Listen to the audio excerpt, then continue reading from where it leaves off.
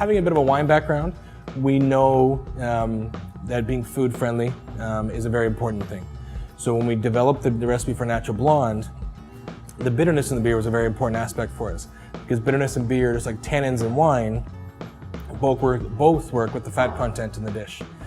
So with the Natural Blonde, you'd feel like a short bitterness, short, we refer to as around the teeth at the back. A medium bitterness would be coming around the front, and then a long bitterness would be right like full on frontal. So just a nice short bitterness, clean finish. It works with the fat content in any dish, with some sauces, red meats, things like that. But it's not so big that it needs to have food with it. It's very refreshing on its own, but it definitely works with food. And that's the approach we took with the restaurant, saying, hey look, when I go in and have a steak at a restaurant, I ask what wine would you recommend, I get some great recommendations. But I say, what beer would you recommend? The fact is most of the serving staff doesn't know the answer to that question. So we've taken that educational approach in terms of let's let them know so that they can then empower their customers. When a customer sits down, hey, you're having some nice steak frite, may I recommend a certain beer to go with that? It sounds like a pretty neat experience.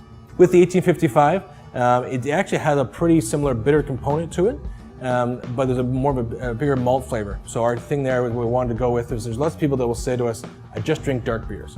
And when people think dark, people think there's a certain flavor profile that goes with dark.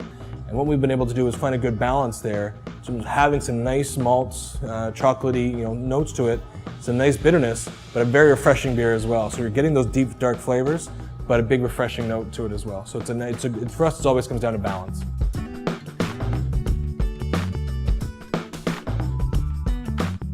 Well, it's the community's choice. When we were doing the import side of things, when we were importing our beers, we had numerous restaurants that say, look, Paul, we enjoy working with you, we enjoy working with your staff. If you had a local beer, we'd love to pour it with you, but do you have anything? So we had looked around, see if there was something we could bring to Ottawa that wasn't currently available. There's nothing that we were totally in love with in terms of wanting to represent, and we felt, you know what, let's go for it. Let's take that risk, take that plunge, and go into it. So in terms of why is it important, it's really all it comes down to what the customers want.